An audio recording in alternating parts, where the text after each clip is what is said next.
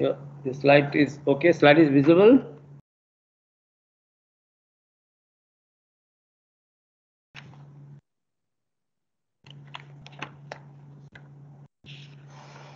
So last time we're discussing the discrete multitone modems, DMT modems.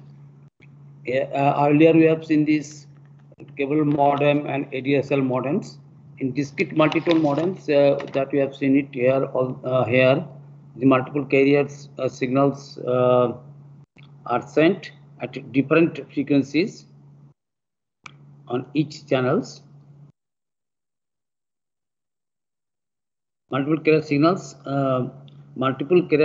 at different frequencies are sent, and the beats, you see, the beats are distributed among these channels, and the main principle is in this case, you see, the whole the bandwidth, whether it is upstream bandwidth or downstream bandwidth, it is divided into a number of sub channels, and the width of these sub channels is 4 kilohertz. That means it's a bias.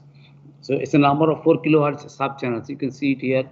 They are all 4 kilohertz sub channels. These are all 4 kilohertz sub channels. A number of sub channels are there. And initially, DMT modems sends the test signals on each sub channels to determine its signal to noise ratio, right? And you can see it here. This is, you see, after sending these things, the result is obtained like these things. That means at high frequencies, more attenuation is there. If it is this, then accordingly the beats are being sent through these channels. Uh, each sub channels can carry a data rate from 0 to 60 kbps, and can carry, but most of these bits are being sent in the good channels. I mean, for this signal to noise ratio is better, right? Signal to noise ratio is, you see, worst in the case of high frequencies. So here the beats, also beat strength is less in this case. You can see it here. So the more bits are being sent at those channels for which signal to noise ratio is large, right? And this DMT, actually, if you see this DMT modems, you see here, actually, it is after this it is converted into analog signals, and the bit stream, it is converted into analog signals through QAM, quadrature amplitude modulations. See the diagrams how these the data rates are being converted into the analog signals using quadrature amplitude modulations, QAMs. And here we'll see it, each QAMs occupies a distinct frequency band. So the signals can be combined by additions to produce the composite signals. You see the diagrams, it will be more clear. You see DMT transmitter. Here you see data stream. Initially, some data stream is here with the data streams. It's a binary input,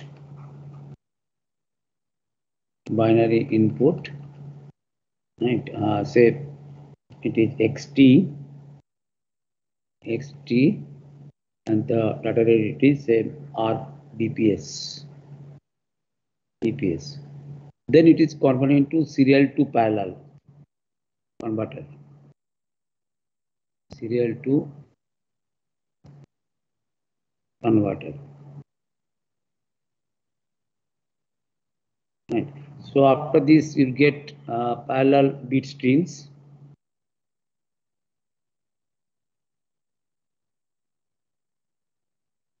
The parallel bit streams are getting it. Some factors say this one.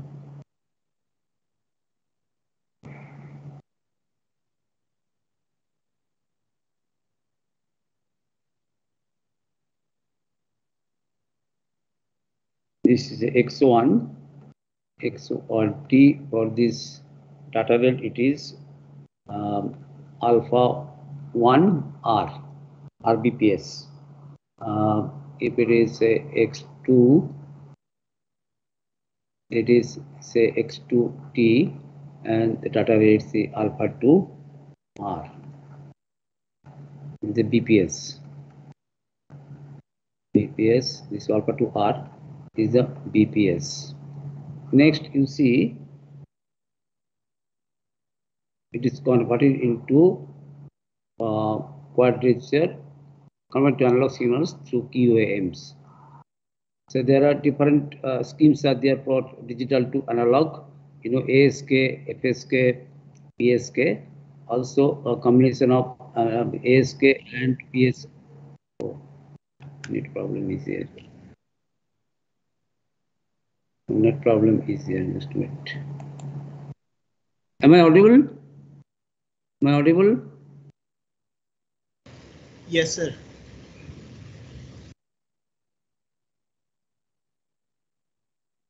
This is QAM.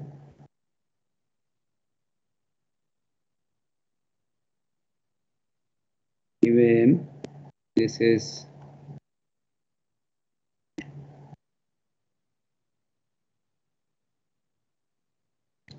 so it is frequency at cosine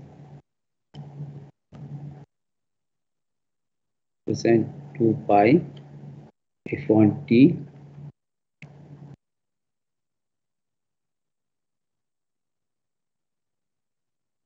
this is cosine 2 pi f2t. So different frequencies will be there.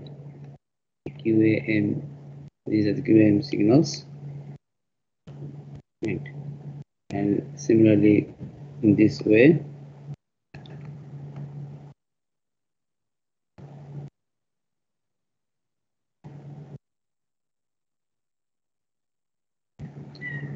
each QAM occupies a distinct frequency band.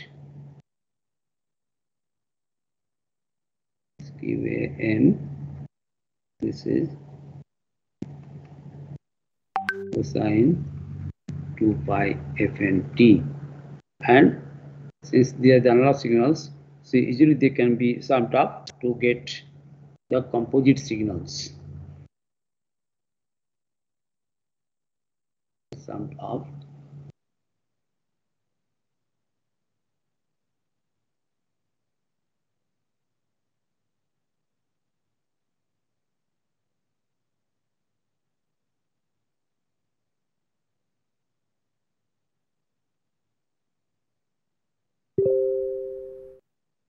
Summed up to get the composite signals.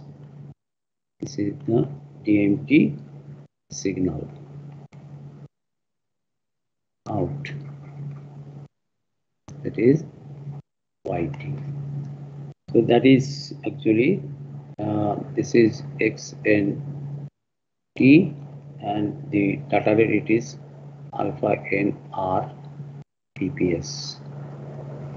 And so this is DMT transmitter.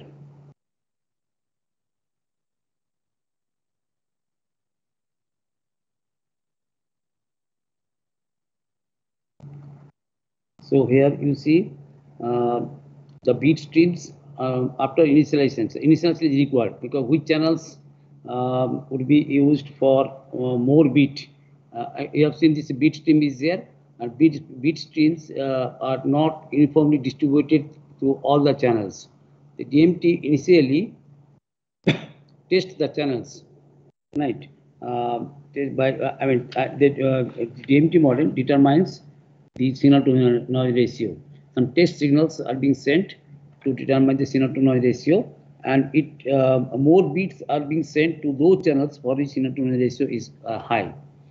And generally, high frequency is attenuation is more, so less bit streams is sent to the high frequency channels.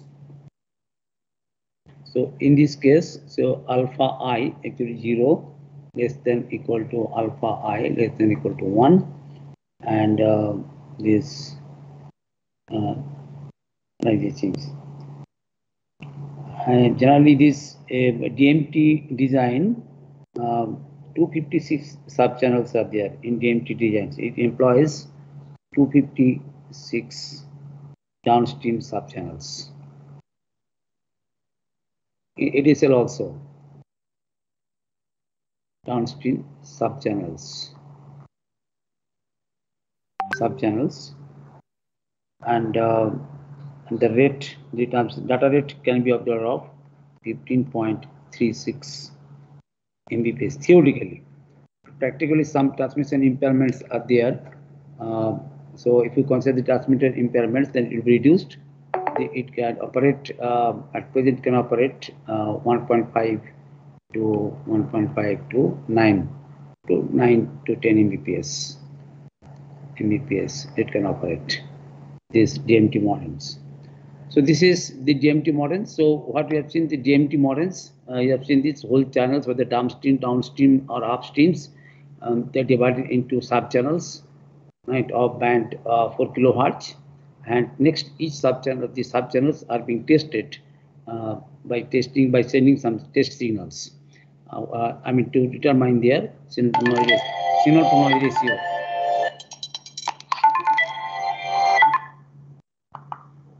Hello?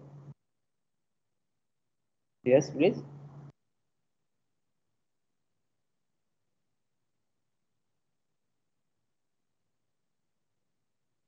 From here?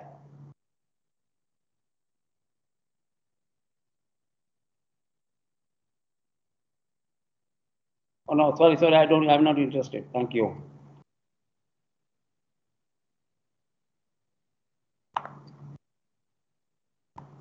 So,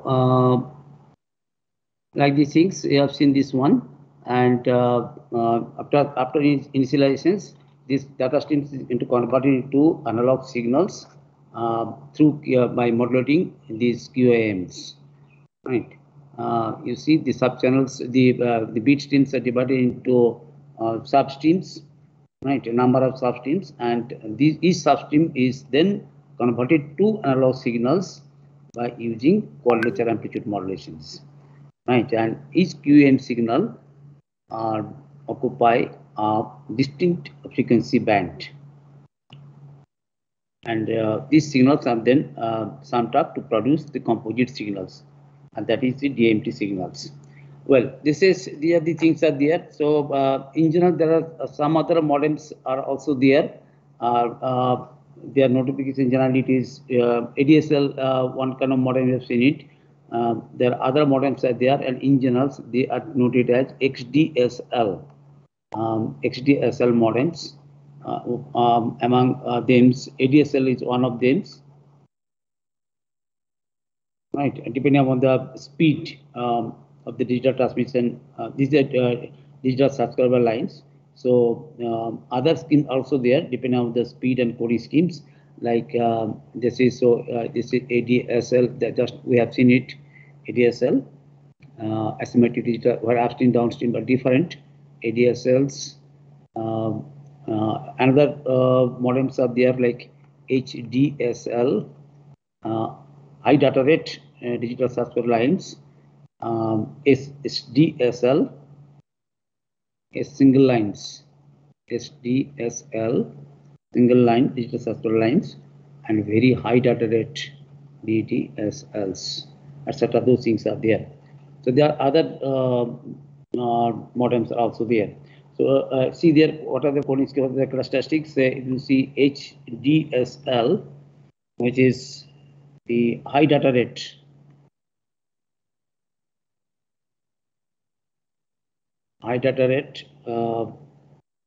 digital subscriber lines.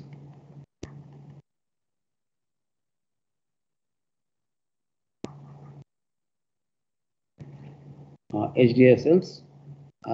Here actually it is used to replace this T1 rate. The DS1, actually DS1 T1 is the same things. So that is a replacement of this T1 rate. T1 data rate. T1 data rate, that is actually 1.544 Mbps. Right. If you compare these T1 lines in T1 standard T1 lines, actually here coding scheme that is used is you have seen this AMI, alternate mark inversions. You have seen this 0, 1, 0, how they are represented. AMI schemes, alternate mark inversions. AMI coding scheme is used in that case, T1 lines. Right, and the bandwidth you see in that case it is around 1.5 megahertz. Right, for this so megahertz. So it is, you see, just now you have seen this the band. It is generally 4 kilohertz. So here it is. You have seen this up to maximum over downstream. It is up to 1 megahertz. So it is here in this case. Bandwidth is 1.5 megahertz. So because of these high frequencies are involved, here it limits the T1 use of T1 lines for what distance of the order of 1 kilometers. Maximum distance it can cover it is 1 kilometer, because if you use more than this, then attenuation will be more, because high frequencies are present, attenuation will be more. So you see, if you want to increase the distance, then and also if you increase the subscribers lines, then more repeaters will be there. More repeaters will be there, and so more repeaters means more installations and maintenance expense will be there. So it will be it will involve more repeaters. If you increase the distance, more repeaters, and that will be it will not be cost effective. So more cost, it will result more cost. Right, installation and maintenance cost will be high in T1 lines. Instead, HDSLs, it uses 2B1 cube multi-level coding schemes, 2 binary, 1 quaternary. That I've seen it, multi-level coding schemes. I told you, multi-level coding schemes, multi-transition coding schemes are there. So in this case, it uses 2 binary, 1 quaternary coding schemes is there to provide data rate. In this case, data rate of the order of 2 Mbps. And it is 1.5, so it can provide more data rate, 2 Mbps. 2 Mbps over 2-state pair lines, and you see within that bandwidth, it extends up to here actually the bandwidth in this case it is up to 196 kilohertz. You see, it is reduced, bandwidth reduced 196 kilohertz. 196 kilohertz, right? And for these, and in this case, the distance it can cover more than 3.5 kilometers. Distance around 3.7 kilometer on that range, right? Because of these things. So that is the HDSL modems. So here coding scheme is it use multi-level coding schemes, 2 binary, 1 quaternary over the and the data rate of the order of 2 Mbps for 2 2-state pair line. Of course, here one of course you can say drawback. You can say here it is used 2 2-state pair lines. 2 2-state pair lines, right? And the bandwidth it is 196 kilohertz, and within this bandwidth you see within the the bandwidth it is 196 kilohertz, and it enables it enables a range of distance of the order of 3.7 kilometers. Right, that can be achieved. So distance it can cover up to 3.7 kilometers, more than the T1 lines. So that is the characteristics of HDSL. Around the drawback of HDSL is the two twisted pair lines are there. So that's why this HDSL modem it is not used for residential purpose. So in that case, SDSL is used. SDSL, that is single line digital subscriber lines.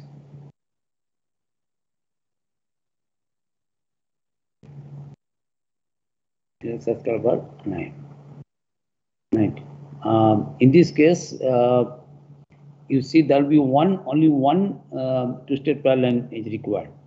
HDSL is attractive for replacing the T1 lines, but it is not suitable for residential purpose because of this requirement two twisted pair lines. Generally, for residential purpose, only one pair is used. Right. So for this HDSL has been developed for residential purpose.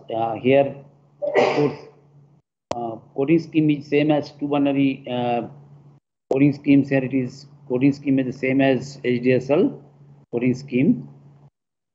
It is two binary, one quaternary, right? But here for full duplex, echo cancellation is used. Here echo cancellation technique. That we have seen it, echo cancellation technique. Echo cancellation used for full duplex operations.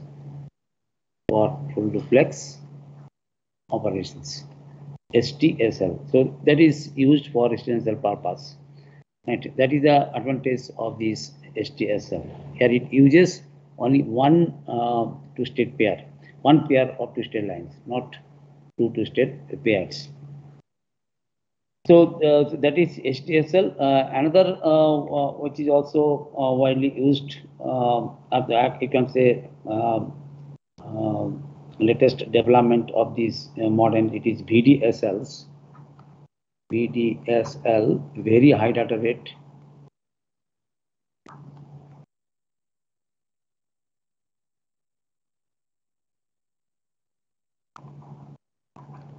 Digital subscriber line. Here VDSLs. Here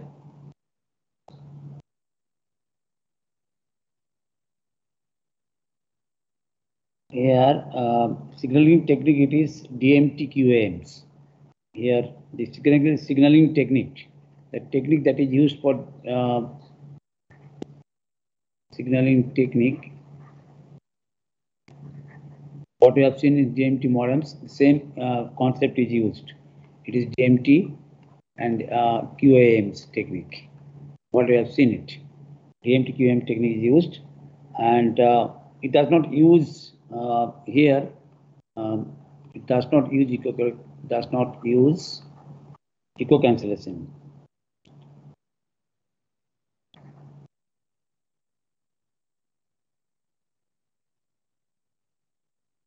It does not use echo cancellations, but separate bands are there for different services. Like say for POTS, plain old telephone service, for POTS the band it is 0 to 4 kilohertz. POTS. For ISDNs, integrated services digital network, ISDN, BISDNs, those things are there. For telephonic lines, ISDNs, it is 4 to 80, 80.10 kilohertz.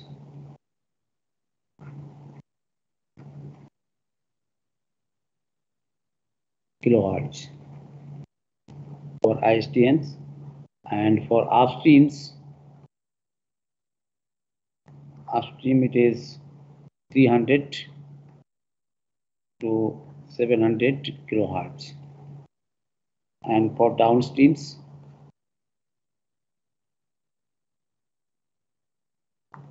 greater than equal to 1 megahertz. So this is the things are there for VDSLs, very high data rate digital circuit, which is the modern modems, XDSL modems at very high data rate. Of course, your distance is less. High data rate can be achieved by sacrificing the distance.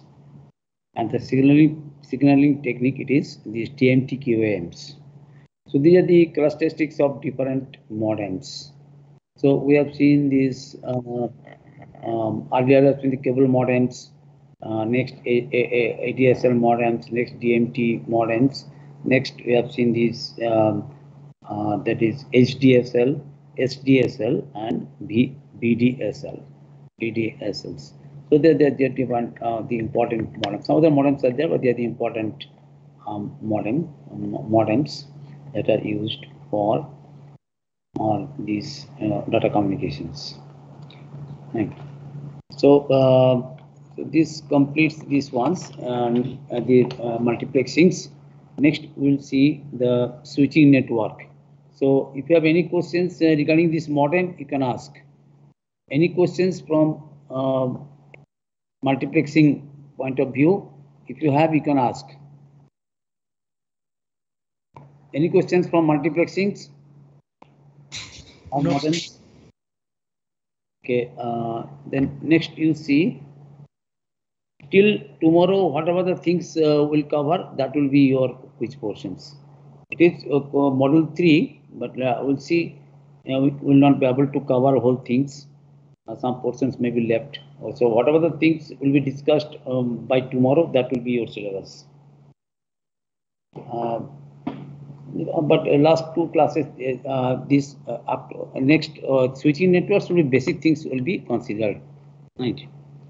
Switching networks. Let us start with the switch networks.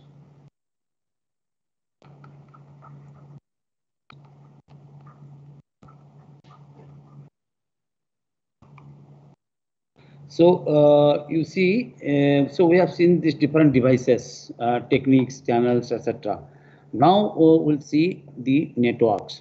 So here you see actually the different types of switching networks are there, like circuit switch networks, packet switch network, message switch networks. We'll see it. The general 3 types are there. Again, packet switch can be 2 types, can be datagram approach or can be virtual circuit approach. Those are the important things.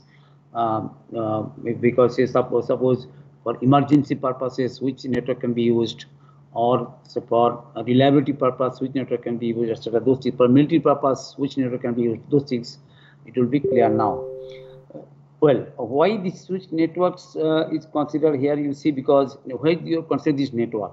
Because if you want to transmit a data from local area, say from one building to some other places or some other cities, office in some other city, etc., then this transmission of data, I mean, beyond a local area network, because beyond a local area, if you consider the transmission of data, generally that is achieved by transmitting the data from source to destination through a network of intermediate switching nodes. So when you transmit data beyond a local area to to a distant place, then you see that is possible. I mean, when that is possible by transmitting the data through source to destination through a network of, it is possible to network of intermediate switching nodes.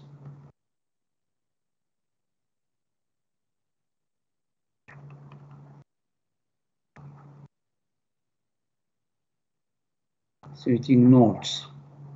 What are these nodes? That will see it.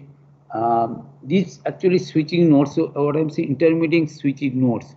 These nodes actually they are not concerned with the content of the data, but their purpose is to provide the switching facility. They are providing the switching facility. that will switching facility so that the data can move from node to node until they reach to their destinations. So in a network, if you see switch networks, there will be a number of nodes will be there, intermediate nodes will be there.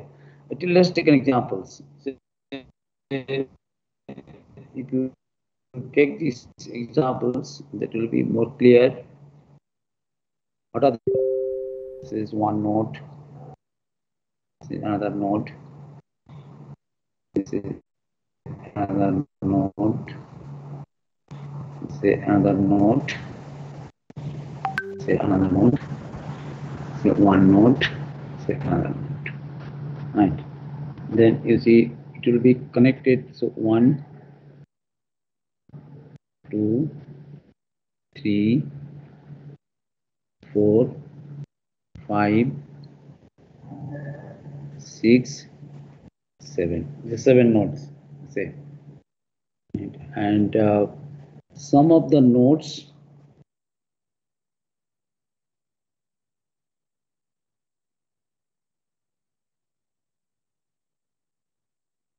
can be attached with the devices, digital devices, maybe computers, maybe terminals, like these things. So those are actually called stations. A, B, they are the stations. The link between node to node, it can be can be TDM multiplex lines or can be FDM multiplex. There are multiplex lines because so many stations will be involved. And see, generally they are not fully connected. I'll just tell you what is meant by fully connected.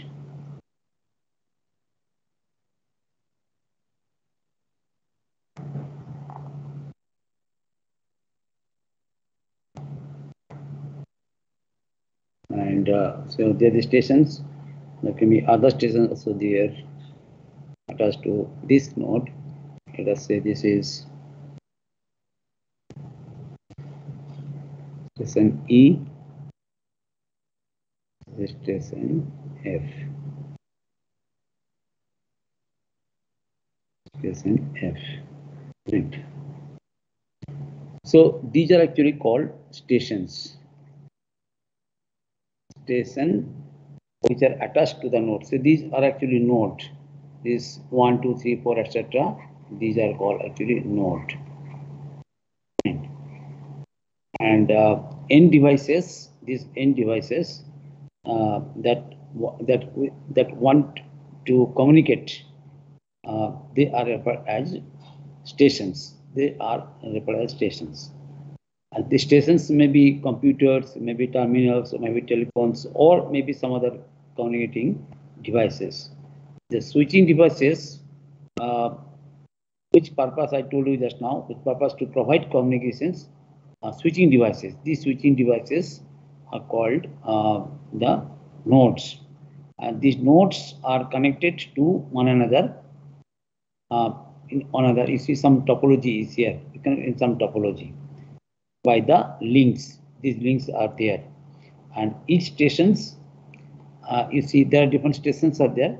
Each station is attached to a particular node, and the collection of these nodes and the stations is called the communication network. So this is called a communication network.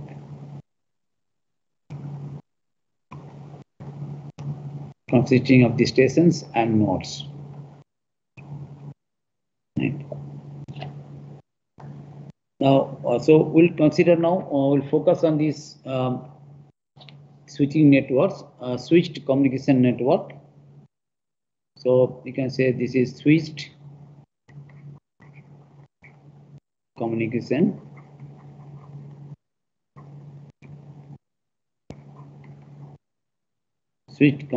network.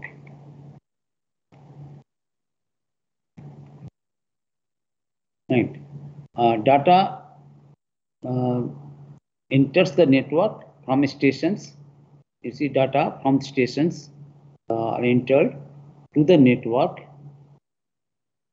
right, and routed to the destination. Suppose A to F, if we just see data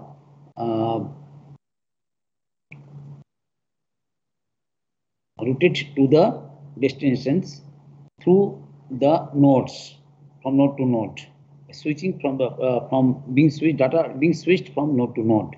So in this figure, let us consider A is intended. A wants to communicate data to station F, right? And A is connected to the 4. So you see A station, it wants to transmit, it wants to communicate data to station F, and A is connected to the 4. So and the 4, you see node 4, they're intelligent. I mean, it will decide depending upon the cost and availability. It can say the 4 can send the data to 5 or to 7s. That means here, first of all, 6 at the node 6 data should be arrived at 6. But that can be through different links. You see, it can through 5 6, or can be through 5 2 3 6. Like, of course, here it is, since it is connected to 5, so it will be 4 5 6 or 4 7 6. So different paths are there, right? So if you follow these things, the communications from A to F data, then what are the things that can be observed? You see, the nodes. What are the in this scenario? What is observed here? You can see it here. The nodes, they may be connected to one or more stations, right? In addition to their switching functions, because some of the nodes, they only provide the switching facility. In some of the nodes, the stations are interconnected. Stations are connected. That means it can accept data. Also, it can deliver data. You see, that some of the nodes, they can accept data or they can deliver data to the other stations. So that is number one, right? Number two, in this communication network, it says link. So link. So first one is you see what I've just said. It can deliver data or it can accept data to the stations, right? To stations. And second is the link can be TDM links or can be FDM links. FDM links, right? And third one, you see, the network generally is not fully connected. Not fully connected. Fully connected. Can anybody suggest what is the meaning of this now? Fully connected. From this, examining this scenario, can anybody suggest why I'm using these terms? It is not fully connected. Can you guess it? Anybody can suggest why it is not fully connected?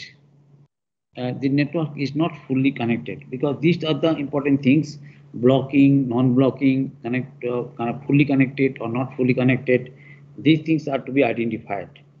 Can you suggest anybody why it is not fully connected? Anybody? Anyone can answer it? Sir, because all the nodes are not connected to each other. That is not the answer actually. You see, there is no direct link between the every you see every possible pair of nodes, isn't it?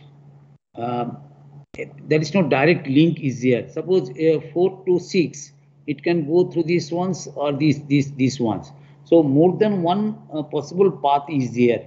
If say 4 is directly connected to 6, you see, then you see that you can say it is fully connected. But that since it is connected to different links, so more than one possible path will be there. That's why the we'll see it later on. We'll see the actual different types of network. That time we'll see it will be blocking or non-blocking. This concept will be there, right? If say only one link is there, then it can be blocked also. That means there is no alternate. Suppose some if it is dedicated path, then others cannot communicate data through that link. Have you followed what I'm saying? The dedicated link, these things will be there. This thing, because the circuit switch networks, the dedicated path will be there, right? But in other cases, you will see there can be alternate paths will be there. So those things. So the concept of blocking, non-blocking, this will arise. Am I clear? What I why it is not fully connected? Yes, sir. You see it more. I'll just show you more examples, then be more clear. Blocking, non-blockings. So those are the more important things. You have to decide whether it is blocking. Accordingly, the reliability of network will be there. So if it is not fully connected, then reliability of network will enhance. So that will actually result the reliability of network, right?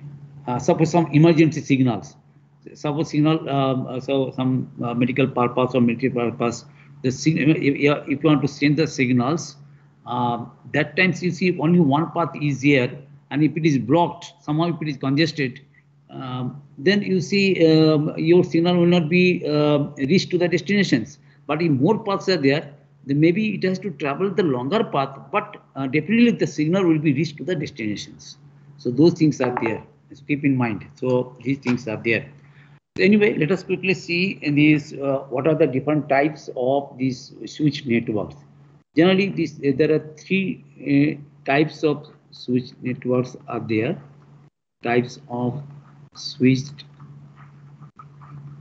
networks. So one is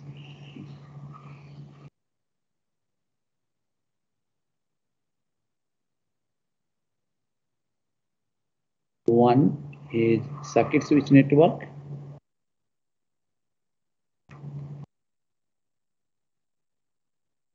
Circuit switch for telephonic lines, this is used. Circuit switch networks. Circuit switch networks, this is one. Another one is packet switch networks.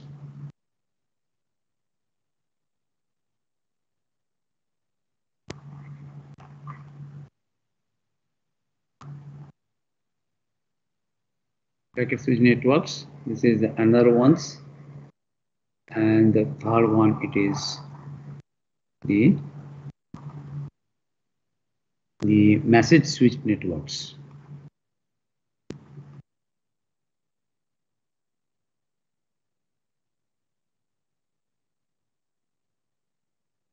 Message switch networks. Again, this packet switch network, it can be of two types. One, it is called datagram networks.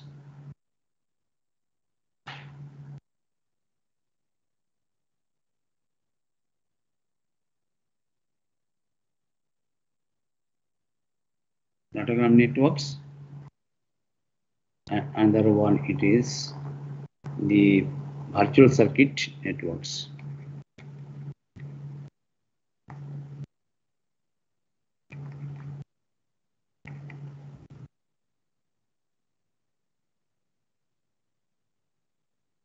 Virtual circuit networks. So you see, there are the different types of the switch network. So this is useful. This is used in public telephone networks, public telephone networks, or telephone exchange. This is used telephone networks.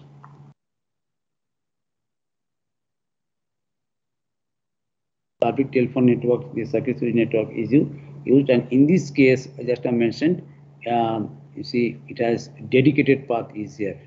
Dedicated path is here. I'll just show you how this path is dedicated to a particular pair of stations. A dedicated path is established between two stations in this case. And in packet switch networks, here the concept is different. Here the data streams not being sent as such, it is actually it is sent. The data stream is sent in the form of small blocks, and it is very useful for. This is very useful for bursty data traffic. The huge data traffic is here. That is very useful for bursty data traffic. That is useful. In this case, packet is being sent. That means here the station transmits data in the form of small blocks of data. Small blocks of data are being transmitted, which is called the packet. And if you see, each packet contains the data as well as the control informations that is required for functioning of the network. Right? We'll see it. What are the functions? We'll see it. So in the form of packets, packet size is also most important. Whatever the case, here data streams are being sent in the form of small blocks those are called packets, and each packet contains the user data plus some control information for network management, right? So this is the packet switch network. Again, it can be of two types. It can be datagram approach or it can be virtual circuit approach. Here in this case, data is treated independently. That we'll see it when we discuss in detail of the datagram networks. It can be two types. But in this case, our logical before transmitting the data, here the datagrams, data packets, they can move any particular path, any path they can provide. There can be more than one path will be available in the network. We have seen it generally, and datagram can approach, it can propagate, you can reach to the distance through any of the path, right? But in this case, a logical connection is established between the source and destinations. Then only data are being transmitted. So it is very similar to these circuit switch networks, but the difference is here. You see, there is no dedicated path, but that logical connections can be shared by the other packets also. So that is the distinction between circuit switch network and packet switch networks. Also, there is another class of network is there, which is called message switch network. In this case, each switch stores the whole message and then forwards it to the next switch. That is the message switch networks, and it is obsolete now, but still it is used for email purpose. This message switch network, it is used. Right. So let us see one by one. We'll give stress on circuit switch network and packet switch network only. And in circuit switch network, we'll see it. Just I mentioned the dedicated communication path is there between two stations. And here there are actually three phases are there before. When two stations want to communicate the data, the three phases are there: circuit establishment, data transfer, and circuit disconnect. That we'll see. Next time we'll see it. Today this much. If you have any questions, anything, any queries, you can ask. Today I'll stop it. Next class we'll see it. Any questions? No, sir.